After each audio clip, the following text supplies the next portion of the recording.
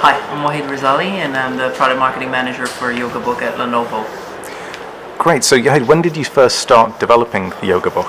So the product team and engineering team started 3 years ago. Okay. And as part of the product marketing team, I started to work on it about a year and a half ago. Okay.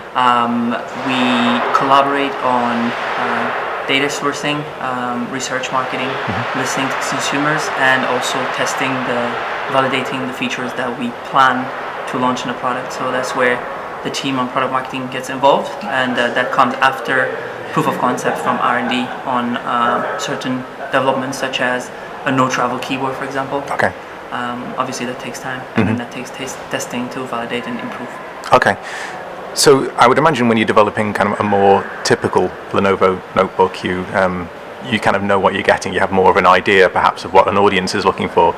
You must have done a lot of validation testing with kind of sample groups. Yeah. To throw out numbers that may or may mean something to you, actually, we did more than 12 revisions of the Axis, 10 revisions of the keyboard. We did more than 5 independent testings of the keyboard performance. We tested across 5 different territories with different hand sizes, different languages, different layouts of the keyboard.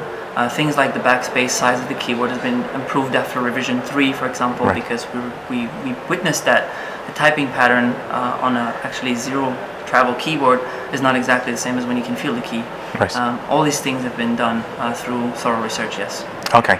And what were some of the kind of the comments that you were getting from people as they tried it? Well, we were often getting 2 wows. So the first wow was when you pop out the product and you say it can replace, depending on how you use each of those products that I'm going to name, it can replace a laptop, it can replace a tablet, it can replace your notepad. We were getting a wow based on the form factor. So it's very thin and light. It's actually, as of today, the lightest and thinnest 2-in-1 in the world. At 690 grams for weight and 9.6 millimeters when closed for thinness. And the second wow was depending on your profile, when we were showing you one of the key features, and there are 3 of them. One would be the keyboard, zero travel, lighting up on demand. Wow. Could be the drawing, because people that are creative were saying, finally I have an on-the-go solution for actually continuously draw. But most importantly, the unexpected writing on paper that gets instantly digitized, especially on the youngest audience. That's the one that got the biggest wow, because it was really not expected that they would be able to use something of their daily life, such as paper and ink, into the digital format. That's interesting, because you'd almost think that a younger audience would be more familiar with the idea of sort of digital first, and they would be less impressed perhaps with a paper solution. So we witnessed that especially in a student audience who has to take lectures and notes while listening to the teacher.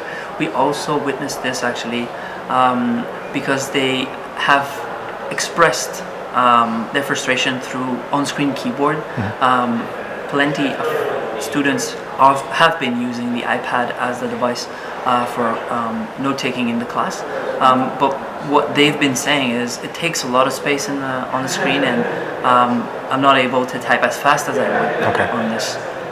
Giving them the opportunity to keep doing it in their digital and productive environment with paper and ink was something they really needed. Great. And obviously the form factor is fairly small, compact at the moment. Do you see the same kind of design being suitable for a larger version or an even smaller version? Okay. It's very clear. There will be. It's a family that we're going to be launching, and there will be iterations of this product that will suit other audiences. Okay. Brilliant. Thank you very much. You're welcome.